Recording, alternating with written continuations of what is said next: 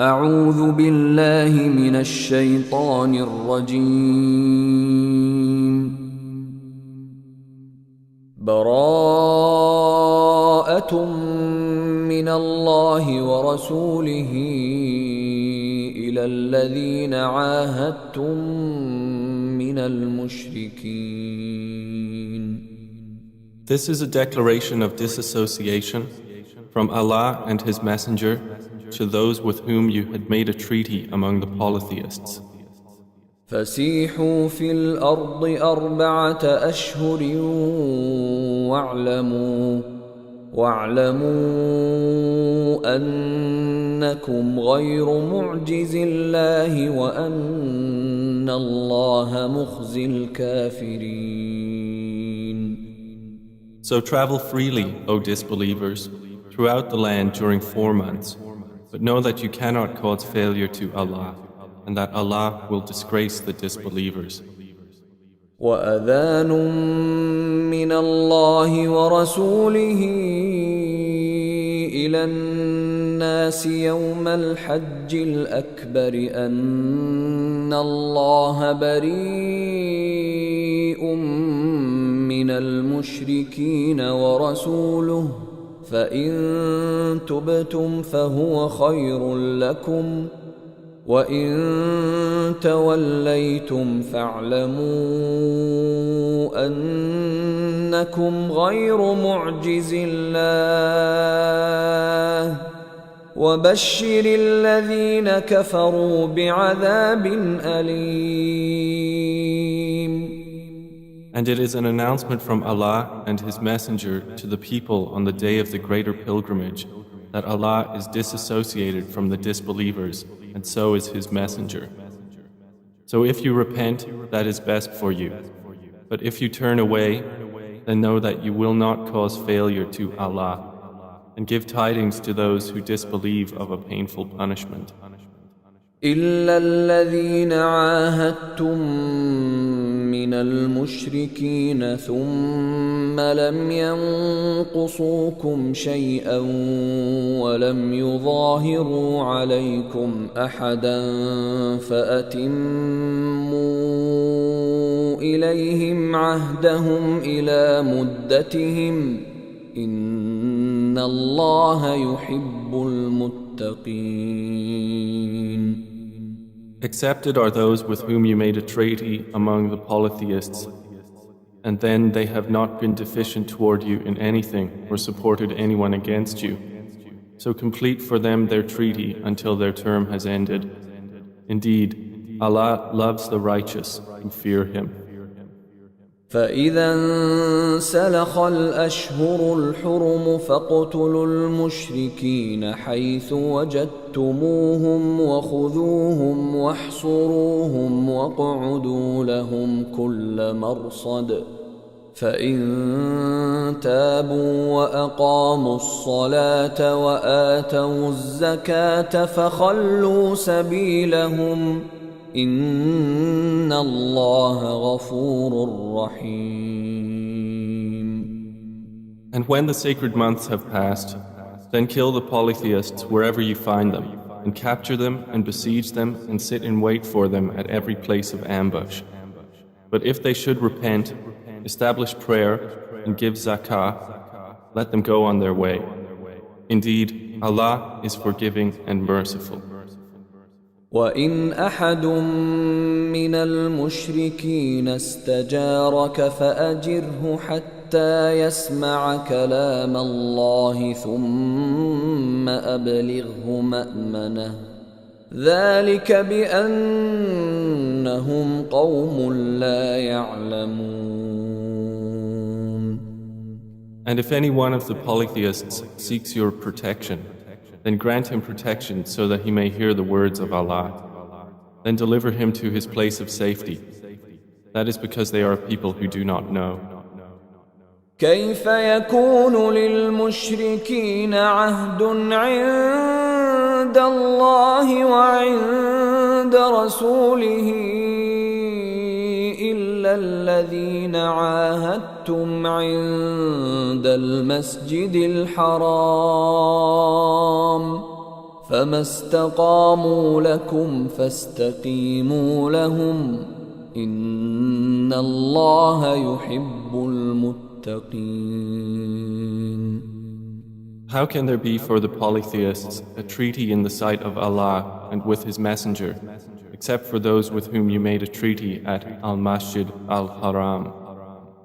So as long as they are upright toward you, be upright toward them. Indeed, Allah loves the righteous who fear Him. كيف وإن يظهروا عليكم لا يرقبوا فيكم إلا ولا ذمة يرضونكم بأفواههم وتأبى قلوبهم وأكثرهم فاسقون. How can there be a treaty while, if they gain dominance over you, they do not observe concerning you any pact of kinship or covenant of protection? They satisfy you with their mouths, but their hearts refuse compliance, and most of them are defiantly disobedient. اشتروا بآيات الله ثمنا قليلا فصدوا عن سبيله إنهم ساء ما كانوا يعملون. They have exchanged the signs of Allah for a small price and averted people from His way. Indeed, it was evil that they were doing. لا يرقبون في مؤمن إلا ولا ذمة وأولئك هم المعتدون. They do not observe toward a believer any pact of kinship or covenant of protection, and it is they who are the transgressors. فإن تابوا وأقاموا الصلاة وآتوا الزكاة فإخوانكم في الدين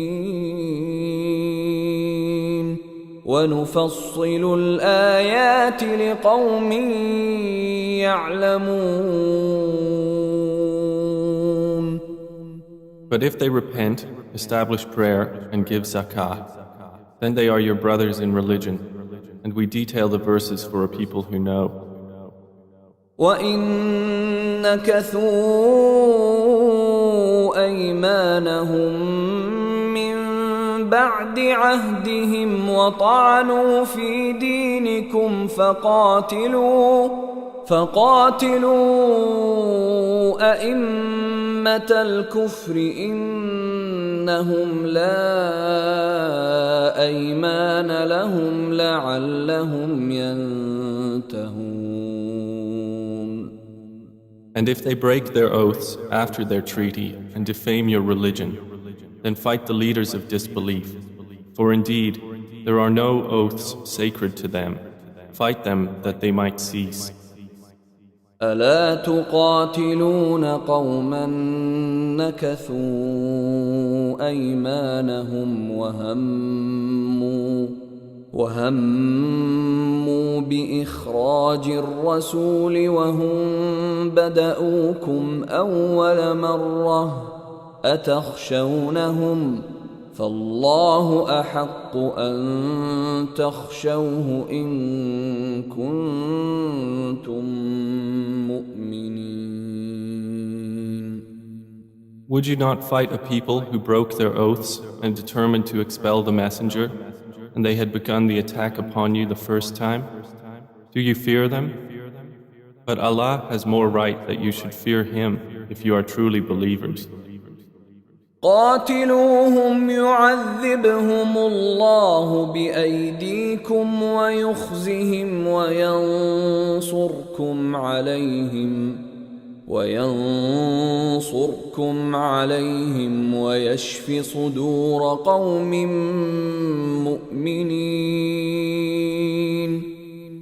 Fight them. Allah will punish them by your hands and will disgrace them and give you victory over them and satisfy the breasts of a believing people. وَيُذْهِبْ غَيْظَ قُلُوبِهِمْ وَيَتُوبُ اللَّهُ عَلَى مَن يَشَاءُ والله عليم حكيم. And removed the fury in the believers' hearts. And Allah turns in forgiveness to whom He wills, and Allah is knowing and wise. أم حسبتم أن تتركوا ولما يعلم الله الذين جاهدوا منكم ولم يتخذوا من دون الله ولا رسوله ولا المؤمنين وليجة والله خبير بما تعملون. Do you think that you will be left as you are, while Allah has not yet made evident those among you who strive for His cause, and do not take other than Allah, His Messenger, and the believers as intimates? And Allah is acquainted with what you do. ما كان للمشركين أن يعمروا مساجد الله شاهدين على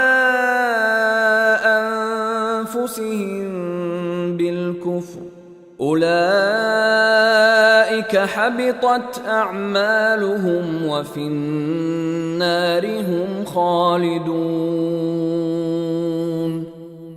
It is not for the polytheists to maintain the mosques of Allah while witnessing against themselves with disbelief.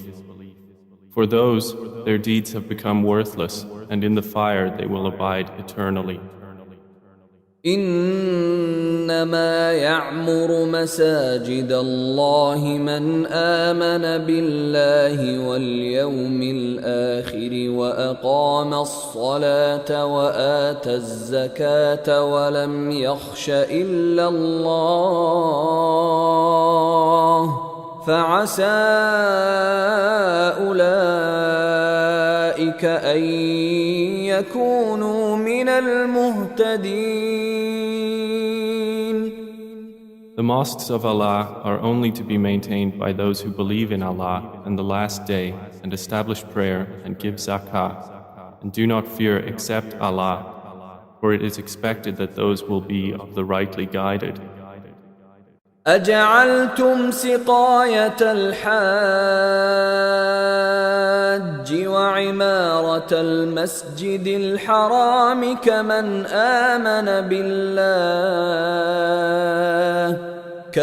آمن بالله واليوم الآخر وجاهد في سبيل الله لا يستوون عند الله والله لا يهدي القوم الظالمين. Have you made the providing of water for the pilgrim and the maintenance of Al-Masjid Al-Haram equal to the deeds of one who believes in Allah and the last day and strives in the cause of Allah? They are not equal in the sight of Allah, and Allah does not guide the wrongdoing people. الذين آمنوا وهاجروا وجاهدوا في سبيل الله بأموالهم وأنفسهم أعظم درجة عند الله وأولئك هم الفائزون. The ones who have believed, emigrated and striven in the cause of Allah with their wealth and their lives are greater in rank in the sight of Allah. And it is those who are the attainers of success. يبشرهم ربهم برحمة منه ورضوان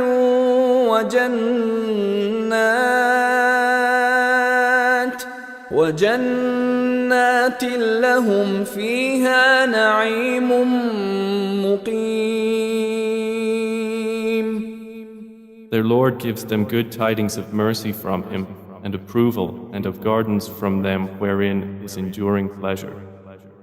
خالدين فيها أبدا إن الله عنده أجر عظيم.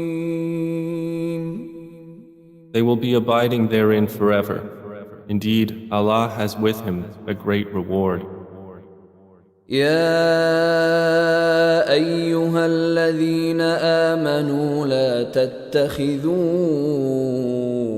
آباءكم وإخوانكم أولياء إن استحبوا الكفر على الإيمان ومن يتولهم منكم فأولئك هم الظالمون.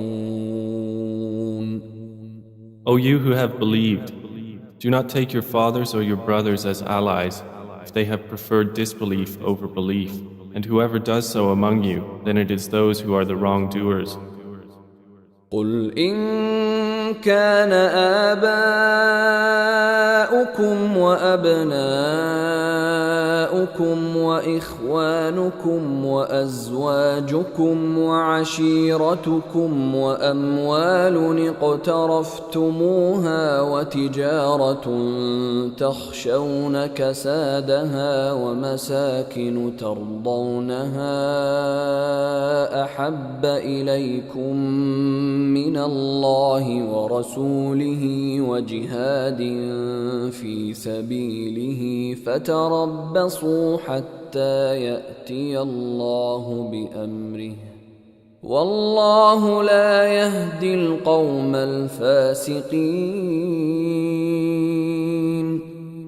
Say, O Muhammad, if your fathers, your sons, your brothers, your wives, your relatives, wealth which you have obtained, commerce wherein you fear decline, and dwellings with which you are pleased are more beloved to you than Allah and His Messenger and jihad in His cause, then wait until Allah executes His command, and Allah does not guide the defiantly disobedient people. لقد نصركم الله في مواطن كثيرة ويوم حنين إذ أعجبتكم كثرتكم فلم تغن عنكم شيئا وضاقت عليكم الأرض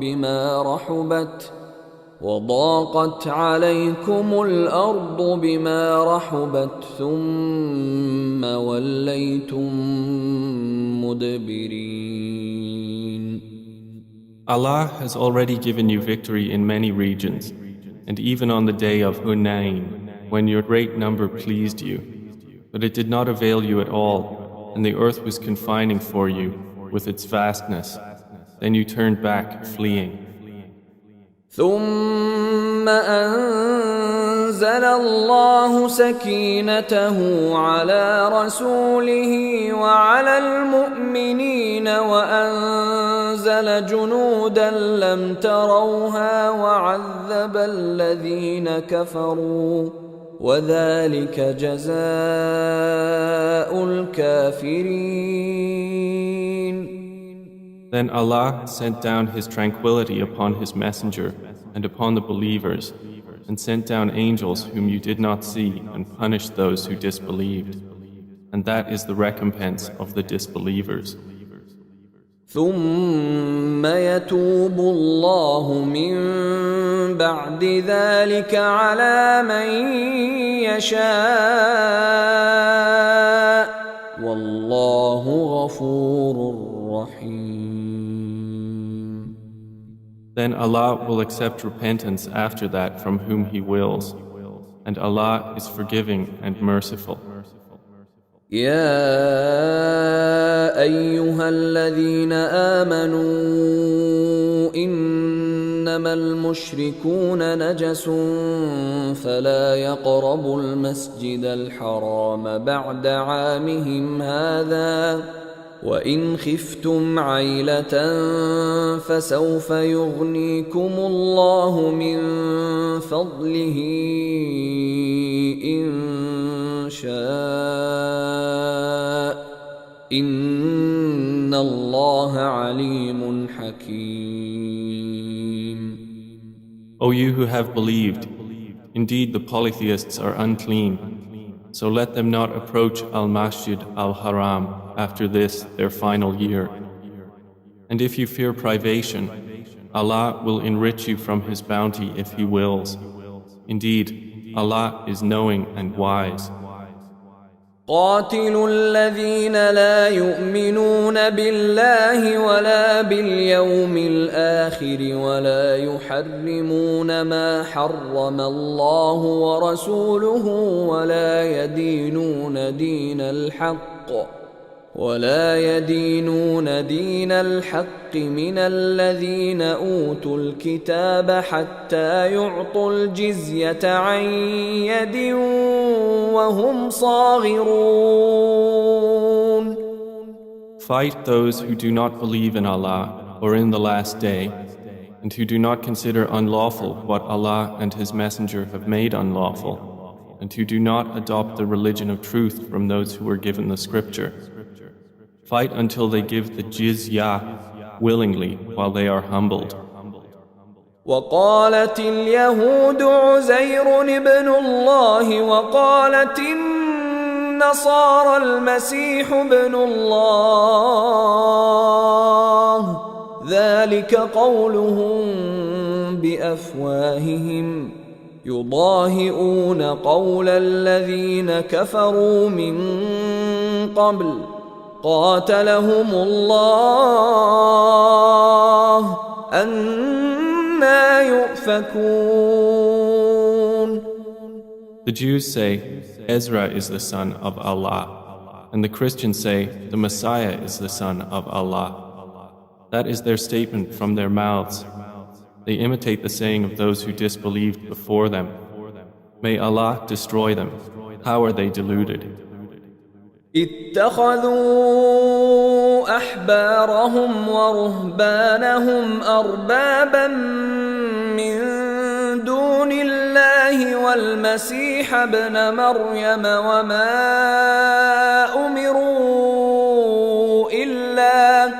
وما أمروا إلا ليعبدوا إلها واحدا لا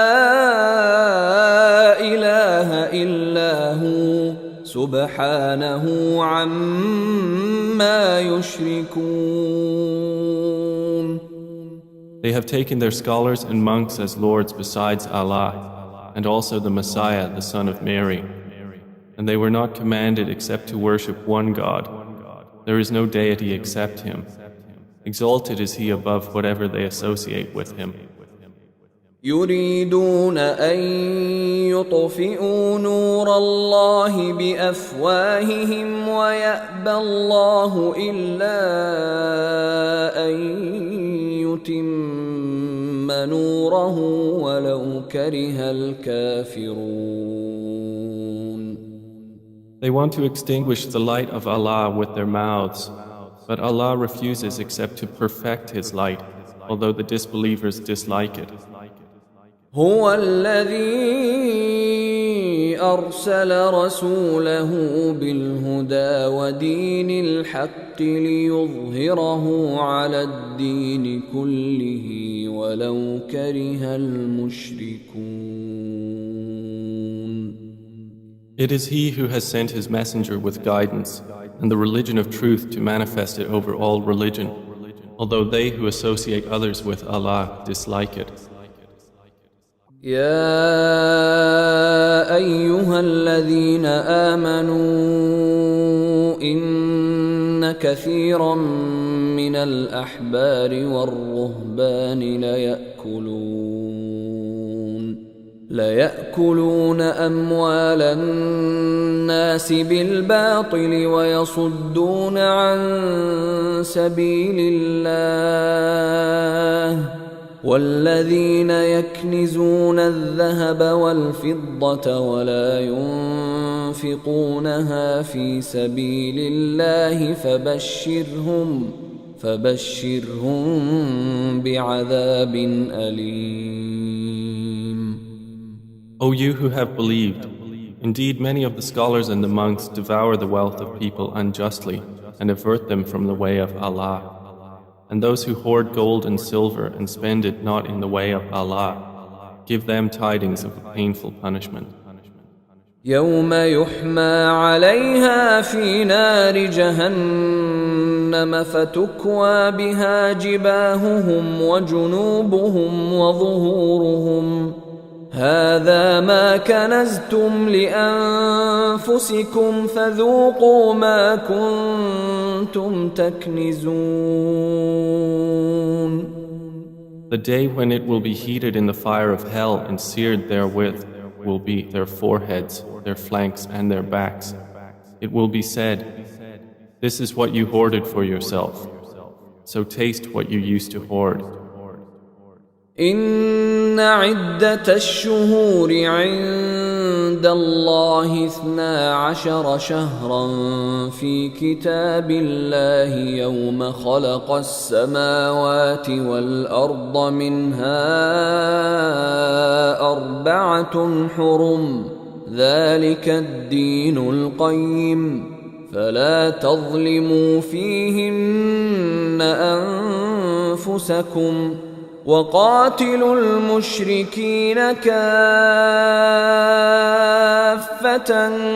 كما يقاتلونكم كافة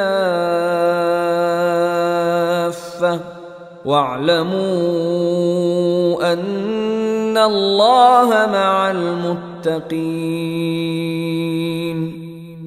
Indeed, the number of months with Allah is 12 lunar months in the register of Allah from the day He created the heavens and the earth. Of these 4 are sacred. That is the correct religion, so do not wrong yourselves during them. And fight against the disbelievers collectively as they fight against you collectively. And know that Allah is with the righteous who fear Him. إنما النسيء زيادة في الكفر يضل به الذين كفروا يحلونه عاما ويحرمونه عاما ليواطئوا عدة ما حرم الله فيحلوا ما حرم الله زين لهم سوء أعمالهم والله لا يهدي القوم الكافرين. Indeed, the postponing of restriction within sacred months is an increase in disbelief by which those who have disbelieved are led further astray. They make it lawful one year and unlawful another year to correspond to the number made unlawful by Allah, and thus make lawful what Allah has made unlawful. Made pleasing to them is the evil of their deeds, and Allah does not guide the disbelieving people. يا أيها الذين آمنوا ما لكم إذا قيل لكم انفروا في سبيل الله اثاقلتم إلى الأرض أرضيتم بالحياة الدنيا من الآخرة فما متاع الحياة الدنيا في الآخرة إلا قليل. O you who have believed, what is the matter with you that, when you are told to go forth in the cause of Allah, you adhere heavily to the earth? Are you satisfied with the life of this world rather than the hereafter? But what is the enjoyment of worldly life compared to the hereafter, except a very little? إلا تنفروا يعذبكم عذابا أليما ويستبدل قوما غيركم ولا تضروه شيئا والله على كل شيء قدير. If you do not go forth, He will punish you with a painful punishment and will replace you with another people, and you will not harm him at all. And Allah is over all things competent. إلا تنصروه فقد نصره الله إذ أخرجه الذين كفروا إذ أخرجه الذين كفروا ثاني اثنين إذ هما في الغار إذ يقول لصاحبه لا تحزن إن الله معنا فأنزل الله سكينته عليه وأيده بجنود لم تروها وجعل كلمة الذين كفروا السفلى وكلمة الله هي العليا والله عزيز حكيم.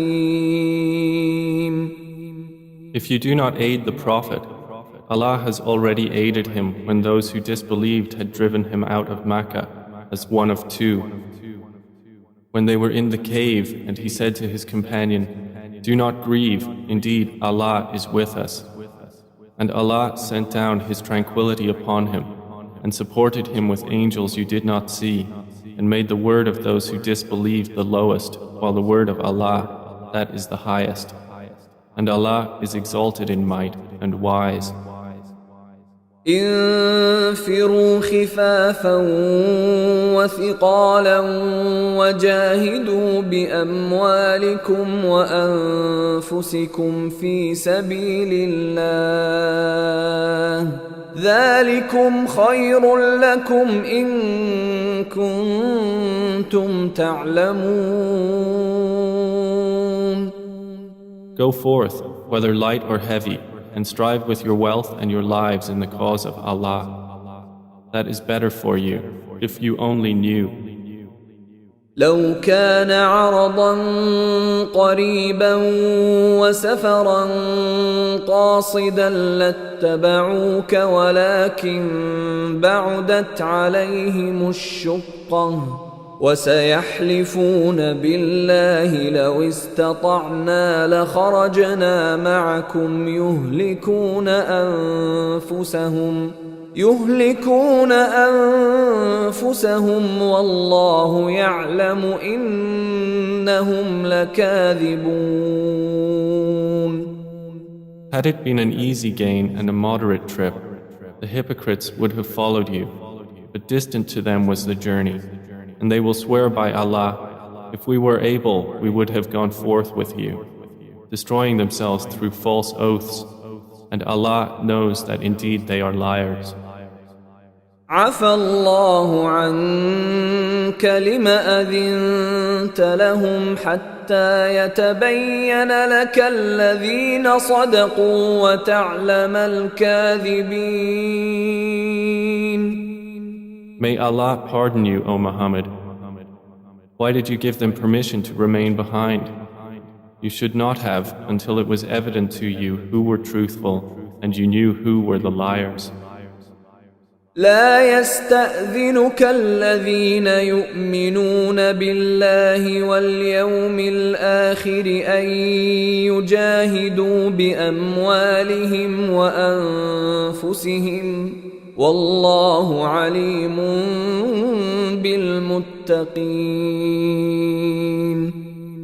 Those who believe in Allah and the last day would not ask permission of you to be excused from striving with their wealth and their lives, and Allah is knowing of those who fear Him.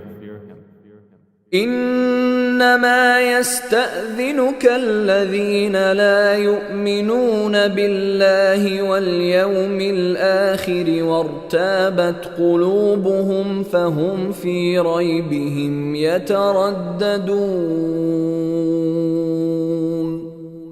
Only those would ask permission of you who do not believe in Allah and the last day and whose hearts have doubted, and they, in their doubt, are hesitating.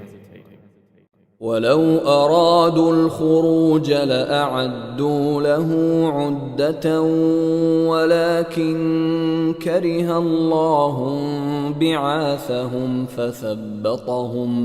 فثبطهم وقيل اقعدوا مع القاعدين.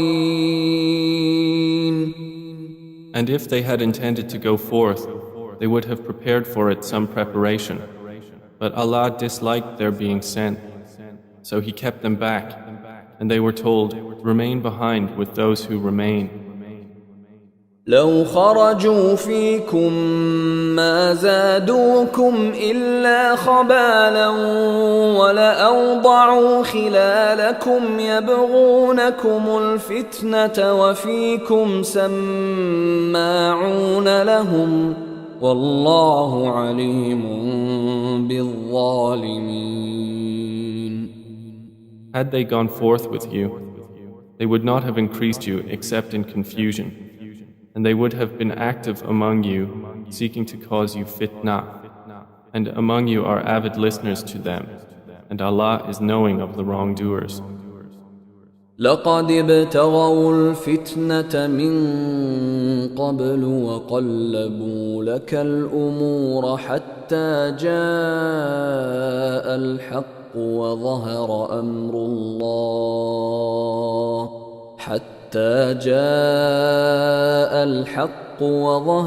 أمر الله وهم كارهون.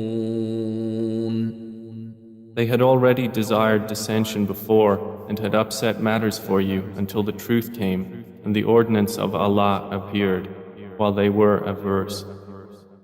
ومنهم من يقول ائذن لي ولا تفتني ألا في الفتنة سقطوا وإن جهنم لمحيطة بالكافرين. And among them is he who says, "Permit me to remain at home and do not put me to trial." Unquestionably, into trial they have fallen, and indeed, hell will encompass the disbelievers.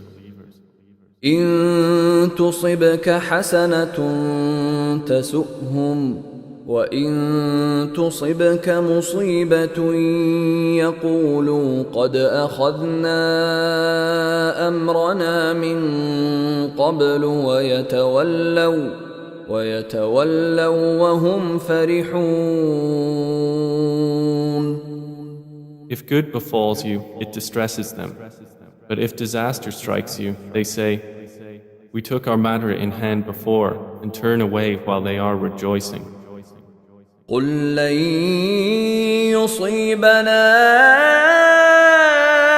إلا ما كتب الله لنا هو مولانا وعلى الله فليتوكل المؤمنون. Say, never will we be struck except by what Allah has decreed for us. He is our protector. And upon Allah let the believers rely. قل هل تربصون بنا إلا إحدى الحسنيين ونحن نتربص بكم أن يصيبكم الله بعذاب من عنده أو بأيدينا فتربصوا إنا معكم متربصون. Say, do you await for us except one of the two best things, while we await for you that Allah will afflict you with punishment from Himself or at our hands? So wait, indeed we along with you are waiting. قل أنفقوا طوعا أو كرها لن يتقبل منكم إنكم كنتم قوما فاسقين. Say, spend willingly or unwillingly, never will it be accepted from you. Indeed, you have been a defiantly disobedient people. وما منعهم أن تقبل منهم نفقاتهم إلا أنهم كفروا بالله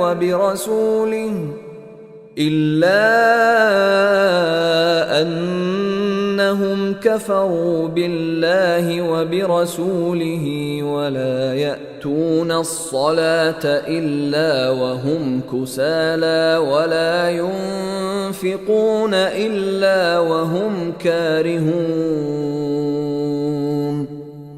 And what prevents their expenditures from being accepted from them, but that they have disbelieved in Allah and in His Messenger, and that they come not to prayer except while they are lazy, and that they do not spend except while they are unwilling.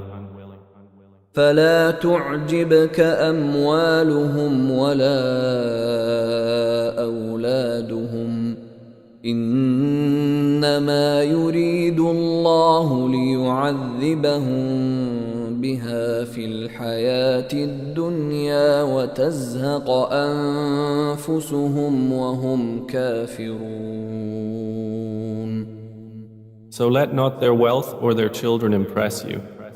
Allah only intends to punish them through them in worldly life, and that their souls should depart at death while they are disbelievers. ويحلفون بالله إنهم لمنكم وما هم منكم ولكنهم قوم يفرقون. And they swear by Allah that they are from among you, while they are not from among you, but they are a people who are afraid. لو يجدون ملجأ أو مغارات أو مدخلا لولوا إليه وهم يجمحون. If they could find a refuge or some caves or any place to enter and hide, they would turn to it while they run heedlessly. ومنهم من يلمزك في الصدقات فإن أعطوا منها رضوا وإن لم يعطوا منها إذا هم يسخطون. And among them are some who criticize you concerning the distribution of charities. If they are given from them, they approve, but if they are not given from them, at once they become angry. ولو أنهم رضوا ما آتاهم الله ورسوله وقالوا حسبنا الله سيؤتينا الله من فضله ورسوله إنا إلى الله راغبون. If only they had been satisfied with what Allah and His Messenger gave them, and said, "Sufficient for us is Allah. Allah will give us of His bounty, and so will His Messenger. Indeed, we are desirous toward Allah. It would have been better for them." إنما الصدقات للفقراء والمساكين والعاملين عليها والمؤلفة قلوبهم وفي الرقاب والغارمين وفي سبيل الله وابن السبيل فريضة من الله والله عليم حكيم. Zakah expenditures are only for the poor and for the needy, and for those employed to collect zakah, and for bringing hearts together for Islam, and for freeing captives or slaves, and for those in debt, and for the cause of Allah, and for the stranded traveler, an obligation imposed by Allah, and Allah is knowing and wise. ومنهم الذين يؤذون النبي ويقولون هو أذن قل أذن خير لكم يؤمن بالله ويؤمن للمؤمنين ورحمة للذين آمنوا منكم والذين يؤذون رسول الله لهم عذاب أليم. And among them are those who abuse the Prophet and say, "He is an ear." Say, "It is an ear of goodness for you that believes in Allah and believes the believers, and is a mercy to those who believe among you. And those who abuse the Messenger of Allah, for them is a painful punishment." يحلفون بالله لكم ليرضوكم والله ورسوله أحق أن يرضوه إن كانوا مؤمنين. They swear by Allah to you Muslims to satisfy you, but Allah and His Messenger are more worthy for them to satisfy if they should be believers. ألم يعلموا أنه من يحادد الله ورسوله فأن له نار جهنم خالدا فيها ذلك الخزي العظيم. Do they not know that whoever opposes Allah and His Messenger, that for him is the fire of hell, wherein he will abide eternally? That is the great disgrace. يحذر المنافقون أن تنزل عليهم سورة تنبئهم بما في قلوبهم قل استهزئوا إن الله مخرج ما تحذرون. The hypocrites are apprehensive lest a surah be revealed about them, informing them of what is in their hearts. Say, mock as you wish. Indeed, Allah will expose that which you fear. وَلَئِن سَأَلْتَهُمْ لَيَقُولُنَّ إِنَّمَا كُنَّا نَخُوضُ وَنَلْعَبُ قُلْ أَبِاللَّهِ وَآيَاتِهِ وَرَسُولِهِ كُنتُمْ تَسْتَهْزِئُونَ. And if you ask them, they will surely say, we were only conversing and playing. Say, is it Allah and His verses and His Messenger that you were mocking? لا تعتذروا قد كفرتم بعد إيمانكم إن نعف عن طائفة منكم نعذب طائفة بأنهم كانوا مجرمين. Make no excuse, you have disbelieved after your belief. If we pardon one faction of you, we will punish another faction because they were criminals. المنافقون والمنافقات بعضهم من بعض يأمرون بالمنكر وينهون عن المعروف ويقبضون أيديهم نسوا الله فنسيهم إن المنافقين هم الفاسقون. The hypocrite men and hypocrite women are of one another. They enjoin what is wrong and forbid what is right and close their hands. They have forgotten Allah, so He has forgotten them accordingly. Indeed, the hypocrites, it is they who are the defiantly disobedient. وعد الله المنافقين والمنافقات والكفار نار جهنم خالدين فيها هي حسبهم ولعنهم الله ولهم عذاب مقيم. Allah has promised the hypocrite men and hypocrite women and the disbelievers the fire of hell, wherein they will abide eternally. It is sufficient for them, and Allah has cursed them, and for them is an enduring punishment. كالذين من قبلكم كانوا أشد منكم قوة وأكثر أموالا وأولادا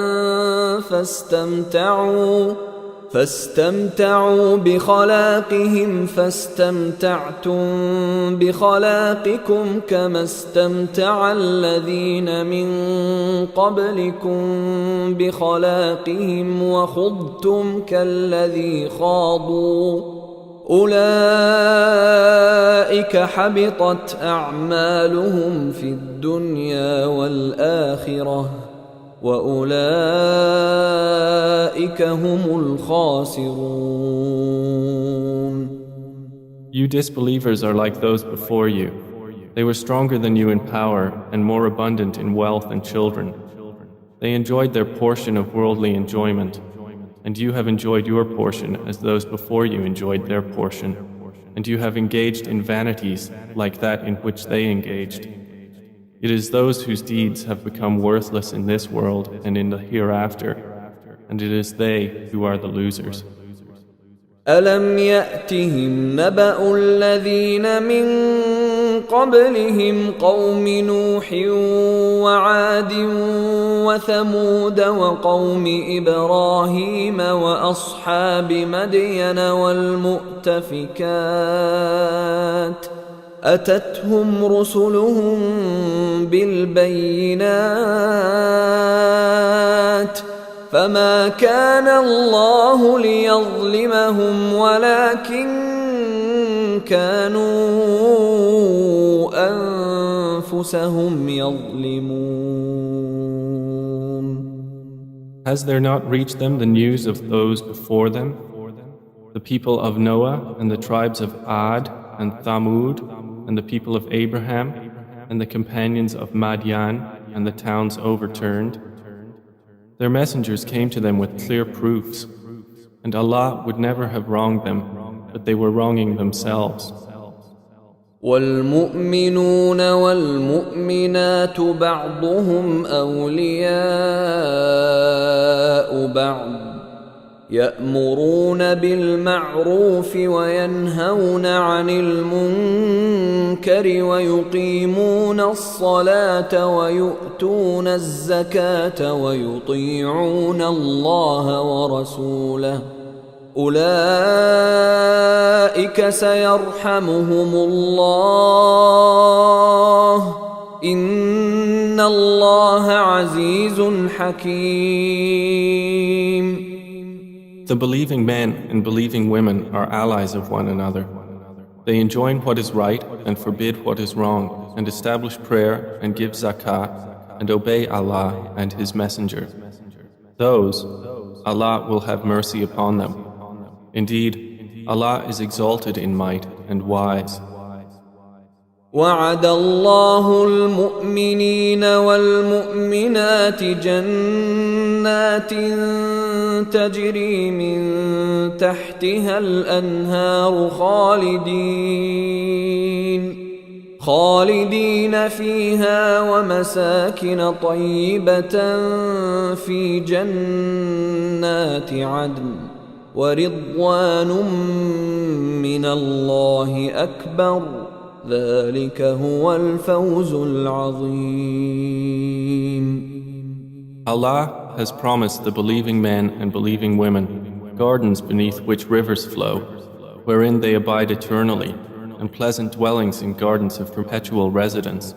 But approval from Allah is greater. It is that which is the great attainment.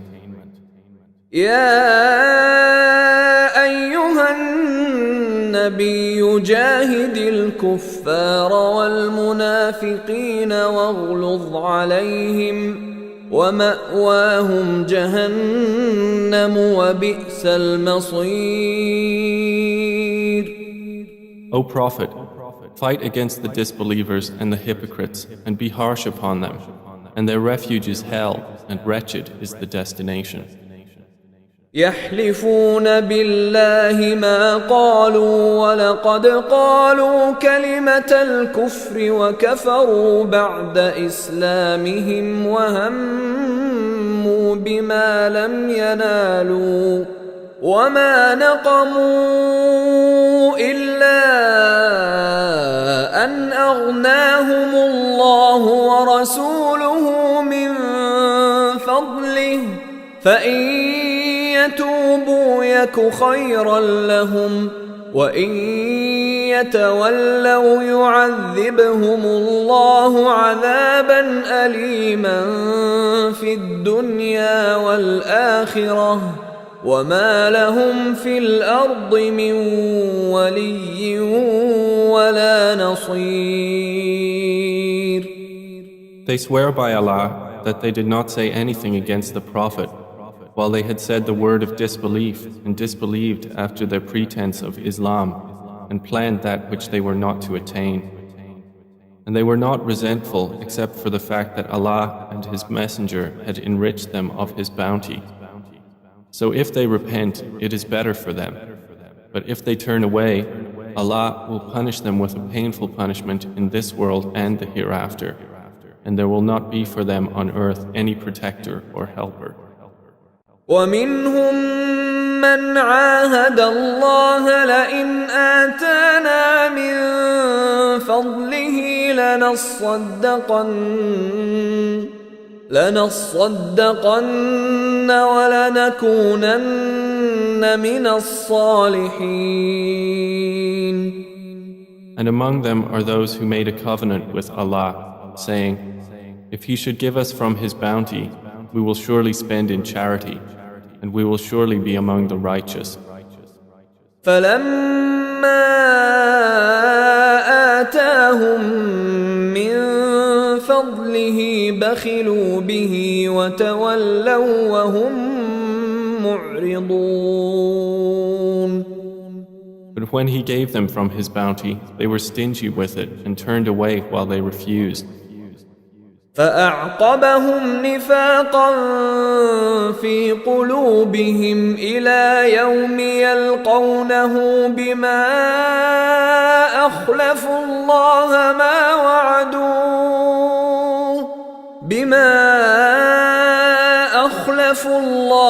ما وعدوه وبما كانوا يكذبون.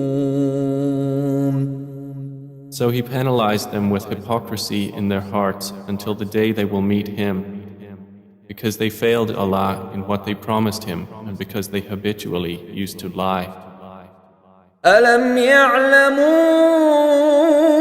أن الله يعلم سرهم ونجواهم وأن الله علام الغيوب. Did they not know that Allah knows their secrets and their private conversations, and that Allah is the knower of the unseen? الذين يلمزون المطوعين من المؤمنين في الصدقات والذين لا يجدون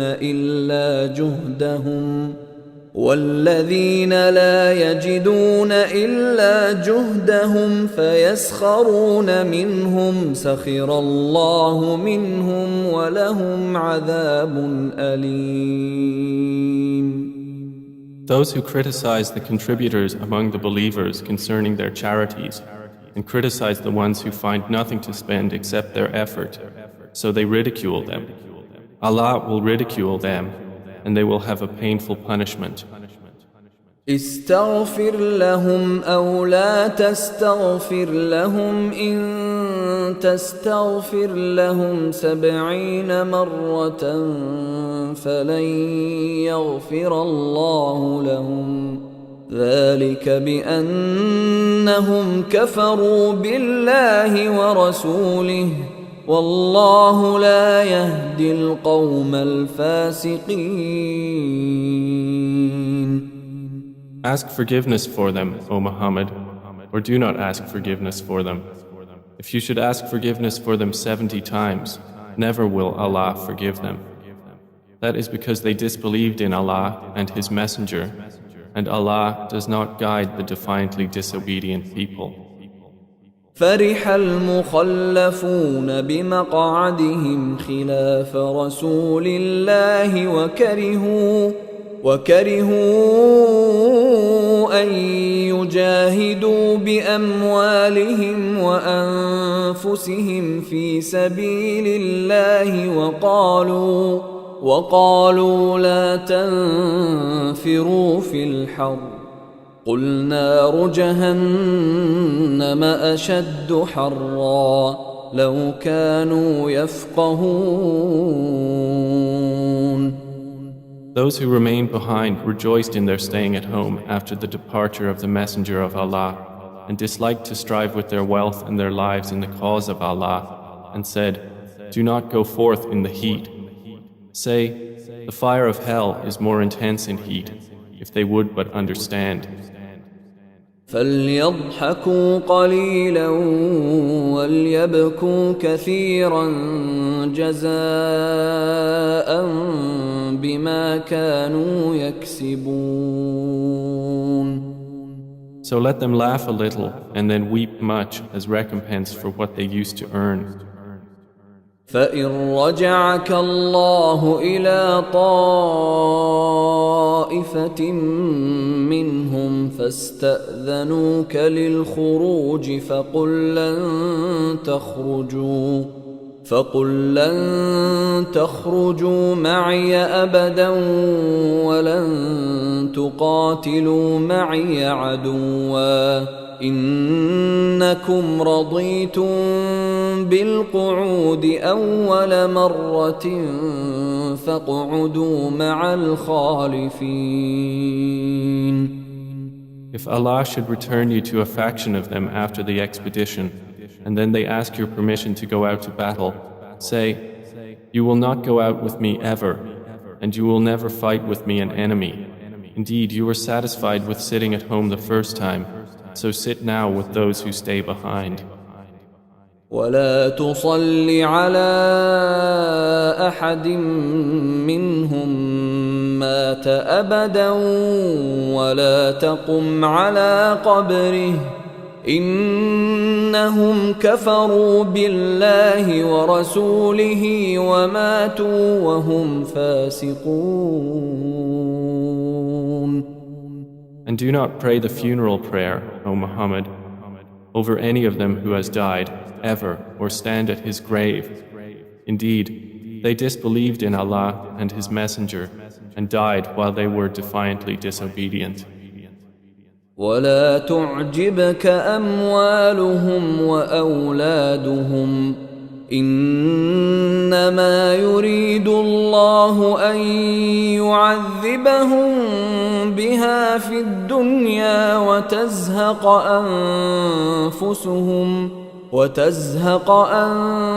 أنفسهم وهم كافرون. And let not their wealth and their children impress you. Allah only intends to punish them through them in this world, and that their souls should depart at death while they are disbelievers. وَإِذَا أُنزِلَتْ سُورَةٌ أَنْ آمِنُوا بِاللَّهِ وَجَاهِدُوا مَعَ رَسُولِهِ اسْتَأْذَنَكَ أُولُو الطَّوْلِ مِنْهُمْ وَقَالُوا ذَرْنَا نَكُنْ مَعَ الْقَاعِدِينَ. And when a surah was revealed enjoining them to believe in Allah and to fight with His Messenger, those of wealth among them asked your permission to stay back and said, "Leave us to be with them who sit at home." رضوا بأن يكونوا مع الخوالف وطبع على قلوبهم فهم لا يفقهون. They were satisfied to be with those who stay behind, and their hearts were sealed over, so they do not understand. لكن الرسول والذين آمنوا معه جاهدوا بأموالهم وأنفسهم وأولئك لهم الخيرات وأولئك هم المفلحون. But the Messenger and those who believed with him fought with their wealth and their lives. Those will have all that is good, and it is those who are the successful. أعد الله لهم جنات تجري من تحتها الأنهار خالدين فيها ذلك الفوز العظيم. Allah has prepared for them gardens beneath which rivers flow, wherein they will abide eternally. That is the great attainment. وجاء المعذرون من الأعراب ليؤذن لهم وقعد الذين كذبوا الله ورسوله سيصيب الذين كفروا منهم عذاب أليم. And those with excuses among the Bedouins came to be permitted to remain. And they who had lied to Allah and His Messenger sat at home. There will strike those who disbelieved among them a painful punishment. ليس على الضعفاء ولا على المرضى ولا على الذين لا يجدون ما ينفقون حرج إذا نصحوا لله ورسوله ما على المحسنين من سبيل والله غفور رحيم. There is not upon the weak or upon the ill or upon those who do not find anything to spend any discomfort when they are sincere to Allah and His Messenger. There is not upon the doers of good any cause for blame, and Allah is forgiving and merciful. ولا على الذين إذا ما أتوك لتحملهم قلت لا أجد ما أحملكم عليه تولوا وأعينهم تفيض من الدمع حزنا ألا يجدوا ما ينفقون. Nor is there blame upon those who, when they came to you that you might give them mounts, you said, I can find nothing for you to ride upon. They turned back while their eyes overflowed with tears out of grief that they could not find something to spend for the cause of Allah. إنما السبيل على الذين يستأذنونك وهم أغنياء رضوا بأن يكونوا مع الخوالف وطبع الله على قلوبهم فهم لا يعلمون. The cause for blame is only upon those who ask permission of you while they are rich.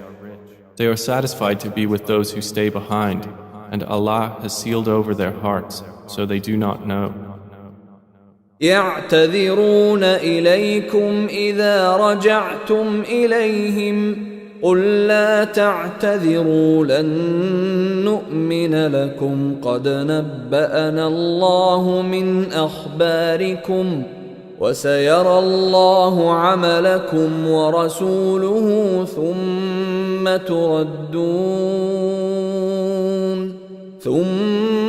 تردون إلى عالم الغيب والشهادة فينبئكم بما كنتم تعملون. They will make excuses to you when you have returned to them. Say, make no excuse, never will we believe you. Allah has already informed us of your news, and Allah will observe your deeds, and so will His Messenger. Then you will be taken back to the knower of the unseen and the witnessed, and He will inform you of what you used to do. سيحلفون بالله لكم إذا انقلبتم إليهم لتعرضوا عنهم فأعرضوا عنهم إنهم رجس ومأواهم جهنم جزاء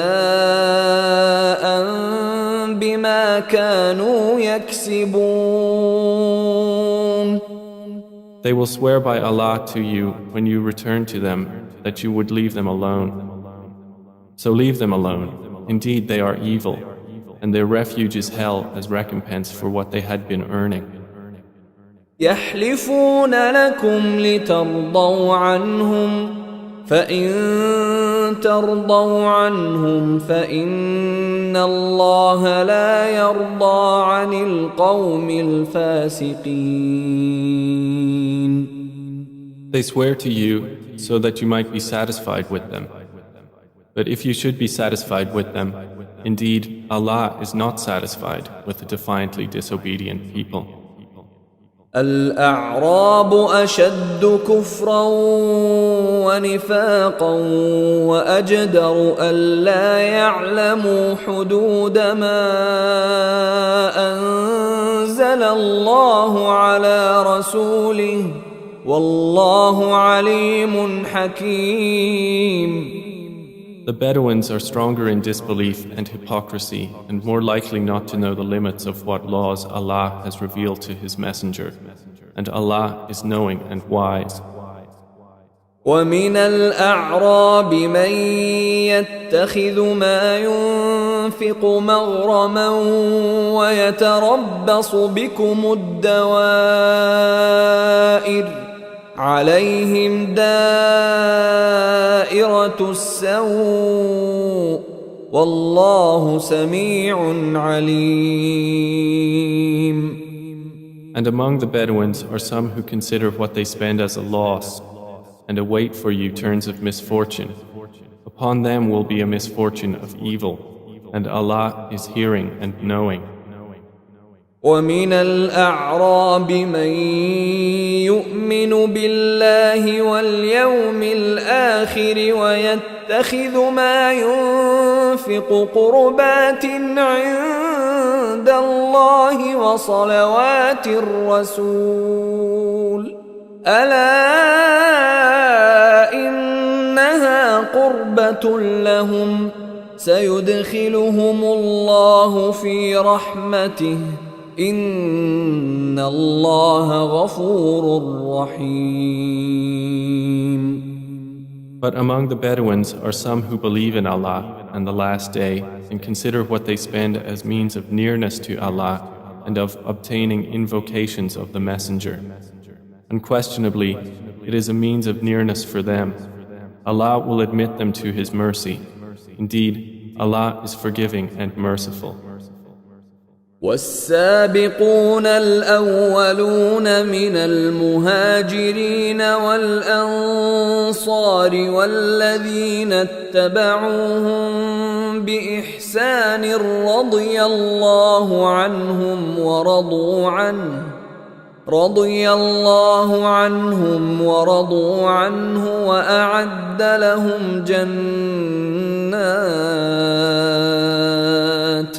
وأعد لهم جنات تجري تحتها الأنهار خالدين فيها أبدا ذلك الفوز العظيم.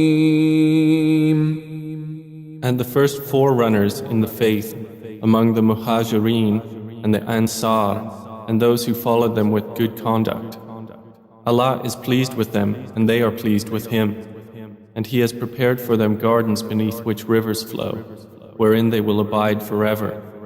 That is the great attainment. وَمِمَّنْ حَوْلَكُمْ مِنَ الْأَعْرَابِ مُنَافِقُونَ وَمِنْ أَهْلِ الْمَدِينَةِ مَرَدُوا عَلَى النِّفَاقِ لَا تَعْلَمُهُمْ نَحْنُ نَعْلَمُهُمْ سَنُعَذِّبُهُمْ مرتين ثم يردون إلى عذاب عظيم. And among those around you of the Bedouins are hypocrites, and also from the people of Medina. They have become accustomed to hypocrisy. You, O Muhammad, do not know them, but we know them. We will punish them twice in this world. Then they will be returned to a great punishment. وآخرون اعترفوا بذنوبهم خلطوا عملا صالحا وآخر سيئا عسى الله أن يتوب عليهم إن الله غفور رحيم. And there are others who have acknowledged their sins. They had mixed a righteous deed with another that was bad. Perhaps Allah will turn to them in forgiveness. Indeed, Allah is forgiving and merciful. خذ من أموالهم صدقة تطهرهم وتزكيهم بها وصل عليهم إن صلاتك سكن لهم والله سميع عليم. Take, O Muhammad, from their wealth a charity by which you purify them and cause them increase, and invoke Allah's blessings upon them. Indeed, your invocations are reassurance for them, and Allah is hearing and knowing. ألم يعلموا أن الله هو يقبل التوبة عن عباده ويأخذ الصدقات وأن الله هو التواب الرحيم. Do they not know that it is Allah who accepts repentance from His servants and receives charities, and that it is Allah who is the accepting of repentance, the merciful? وَقُلِ اعْمَلُوا فَسَيَرَى اللَّهُ عَمَلَكُمْ وَرَسُولُهُ وَالْمُؤْمِنُونَ وَسَتُرَدُّونَ إِلَى عَالِمِ الْغَيْبِ وَالشَّهَادَةِ فَيُنَبِّئُكُم بِمَا كُنتُمْ تَعْمَلُونَ. And say, do as you will, for Allah will see your deeds, and so will His Messenger and the believers. And you will be returned to the knower of the unseen and the witnessed, and He will inform you of what you used to do. وآخرون مرجون لأمر الله إما يعذبهم وإما يتوب عليهم والله عليم حكيم. And there are others deferred until the command of Allah, whether He will punish them or whether He will forgive them. And Allah is knowing and wise. والذين اتخذوا مسجدا ضرارا وكفرا وتفريقا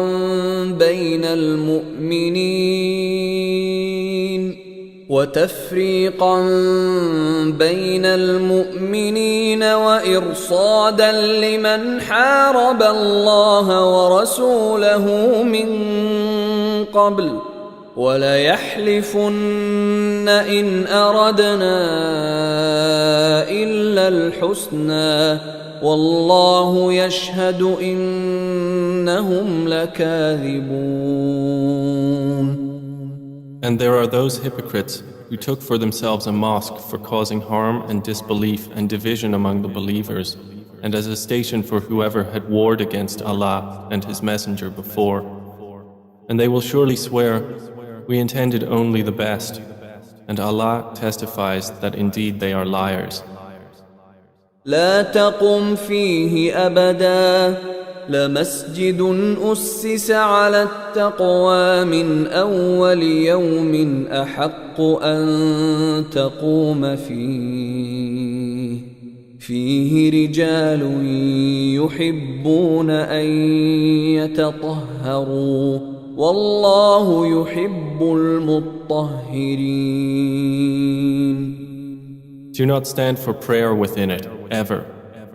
A mosque founded on righteousness from the first day is more worthy for you to stand in. Within it are men who love to purify themselves, and Allah loves those who purify themselves.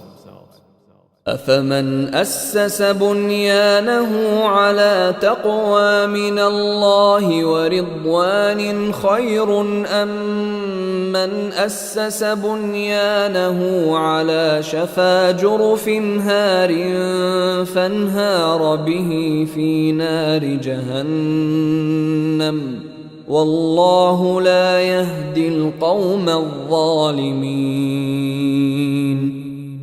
Then is one who laid the foundation of his building on righteousness with fear from Allah and seeking His approval better, or one who laid the foundation of his building on the edge of a bank about to collapse, so it collapsed with him into the fire of hell, and Allah does not guide the wrongdoing people.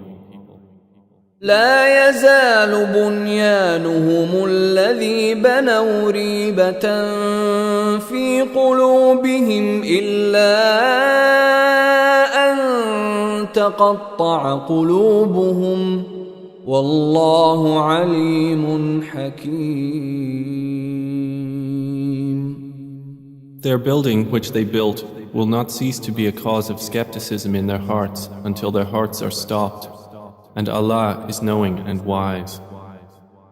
إن الله اشترى من المؤمنين أنفسهم وأموالهم بأن لهم الجنة يقاتلون في سبيل الله فيقتلون ويقتلون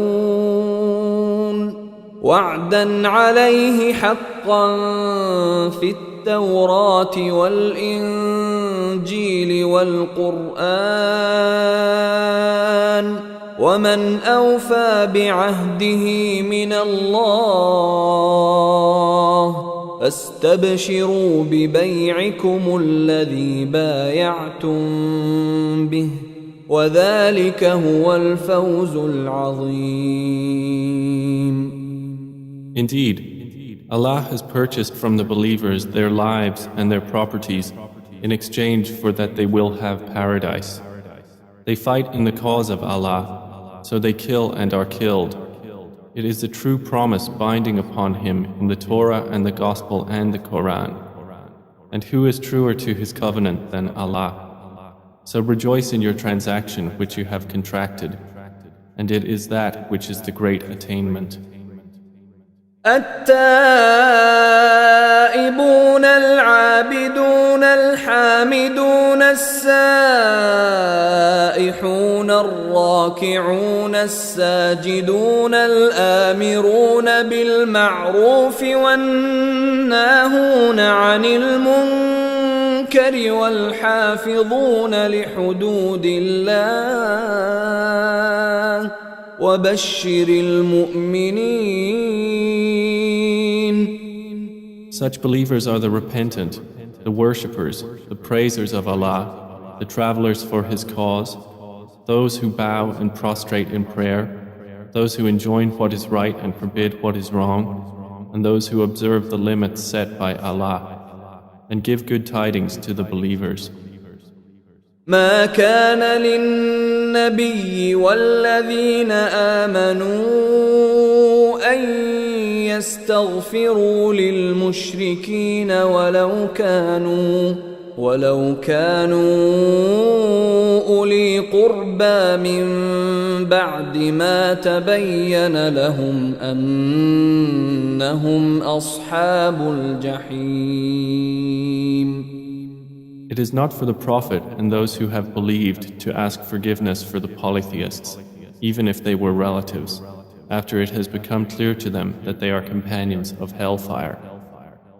وما كان استغفار إبراهيم لأبيه إلا عن موعدة وعدها إياه فلما تبين له أنه عدو لله تبرأ منه إن إبراهيم لأواه حليم. And the request of forgiveness of Abraham for his father was only because of a promise he had made to him. But when it became apparent to Abraham that his father was an enemy to Allah, he dissociated himself from him. Indeed was Abraham compassionate and patient. وما كان الله ليضل قوما بعد إذ هداهم حتى يبين لهم ما يتقون إن الله بكل شيء عليم. And Allah would not let a people stray after He has guided them until He makes clear to them what they should avoid. Indeed, Allah is knowing of all things. إن الله له ملك السماوات والأرض يحيي ويميت وما لكم من دون الله من ولي ولا نصير. Indeed, to Allah belongs the dominion of the heavens and the earth. He gives life and causes death. And you have not besides Allah any protector or any helper. لقد تاب الله على النبي والمهاجرين والأنصار الذين اتبعوه في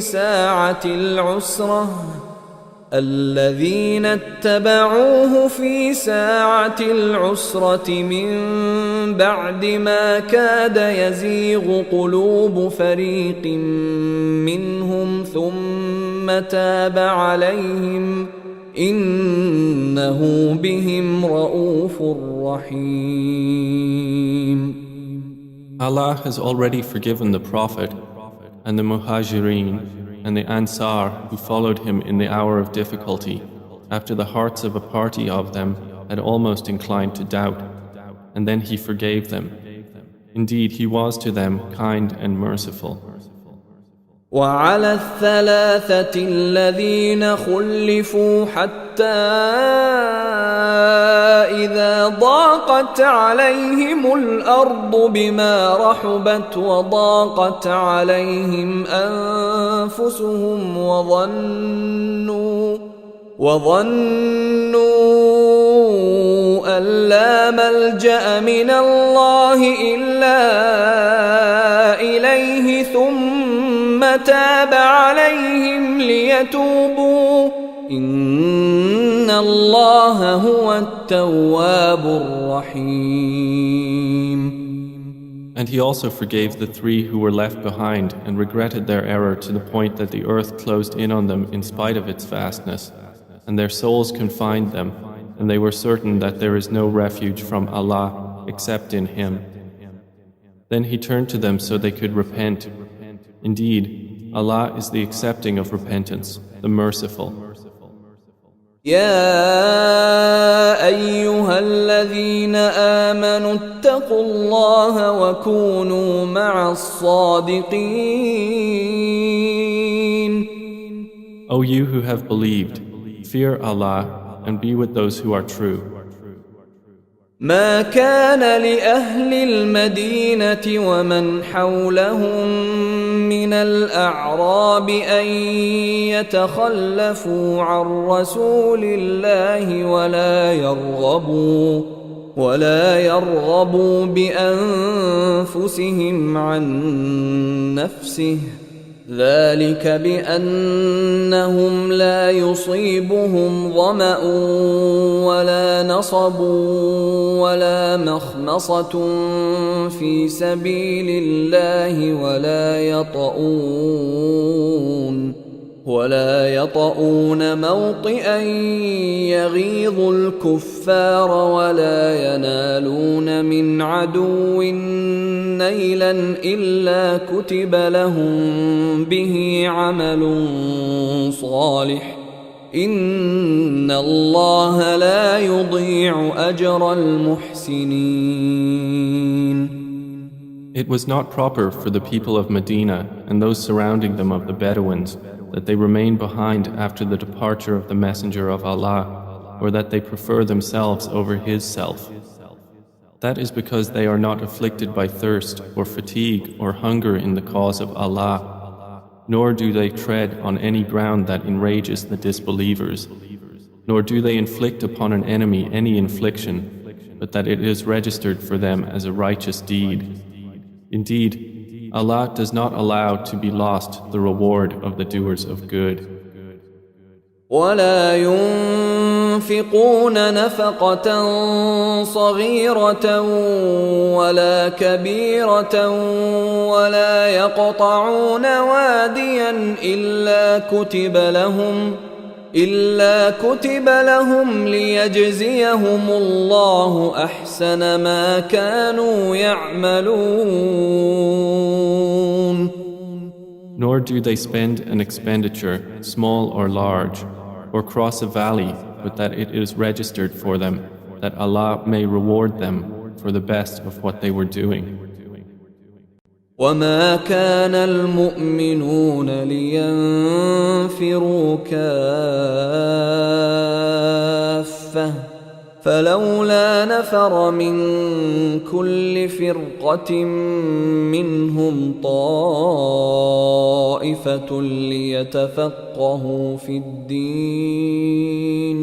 ليتفقهوا في الدين ولينذروا قومهم إذا رجعوا إليهم لعلهم يحذرون. And it is not for the believers to go forth to battle all at once, for there should separate from every division of them a group remaining to obtain understanding in the religion and warn their people when they return to them that they might be cautious. يا أيها الذين آمنوا قاتلوا الذين يلونكم من الكفار وليجدوا فيكم غلظة واعلموا أن الله مع المتقين. O you who have believed, fight those adjacent to you of the disbelievers, and let them find in you harshness, and know that Allah is with the righteous. وَإِذَا مَا أُنزِلَتْ سُورَةٌ فَمِنْهُم مَّن يَقُولُ أَيُّكُمْ زَادَتْهُ هَٰذِهِ إِيمَانًا فَأَمَّا الَّذِينَ آمَنُوا فَزَادَتْهُمْ إِيمَانًا وَهُمْ يَسْتَبْشِرُونَ. And whenever a surah is revealed, there are among the hypocrites those who say, "Which of you has this increased in faith?" As for those who believed, it has increased them in faith while they are rejoicing. وَأَمَّا الَّذِينَ فِي قُلُوبِهِم مَّرَضٌ فَزَادَتْهُمْ رِجْسًا إِلَىٰ رِجْسِهِمْ وَمَاتُوا وَهُمْ كَافِرُونَ. But as for those in whose hearts is disease, it has only increased them in evil in addition to their evil, and they will have died while they are disbelievers. أَوَلَا يَرَوْنَ أَنَّهُمْ يُفْتَنُونَ فِي كُلِّ عَامٍ مَّرَّةً أَوْ مَرَّتَيْنِ ثُمَّ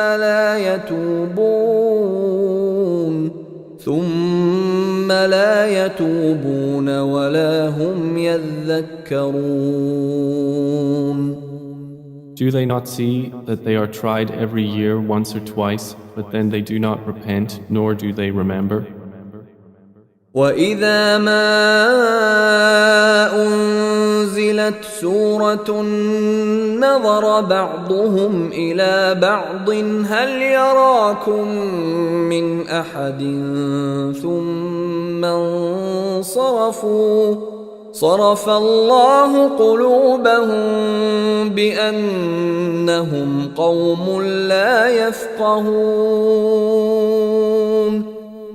And whenever a surah is revealed, they look at each other saying, "Does anyone see you?" And then they dismiss themselves. Allah has dismissed their hearts because they are a people who do not understand. لَقَدْ جَاءَكُمْ رَسُولٌ مِّنْ أَنفُسِكُمْ عَزِيزٌ عَلَيْهِ مَا عَنِتُّمْ حريص عليكم بالمؤمنين رؤوف رحيم. There has certainly come to you a messenger from among yourselves. Grievous to him is what you suffer. He is concerned over you, and to the believers is kind and merciful. فَإِن تَوَلَّوْا فَقُلْ حَسْبِيَ اللَّهُ لَا إِلَٰهَ إِلَّا هُوَ عَلَيْهِ تَوَكَّلْتُ وَهُوَ رَبُّ الْعَرْشِ الْعَظِيمِ. But if they turn away, O Muhammad, say, Sufficient for me is Allah. There is no deity except Him. On Him I have relied, and He is the Lord of the Great Throne.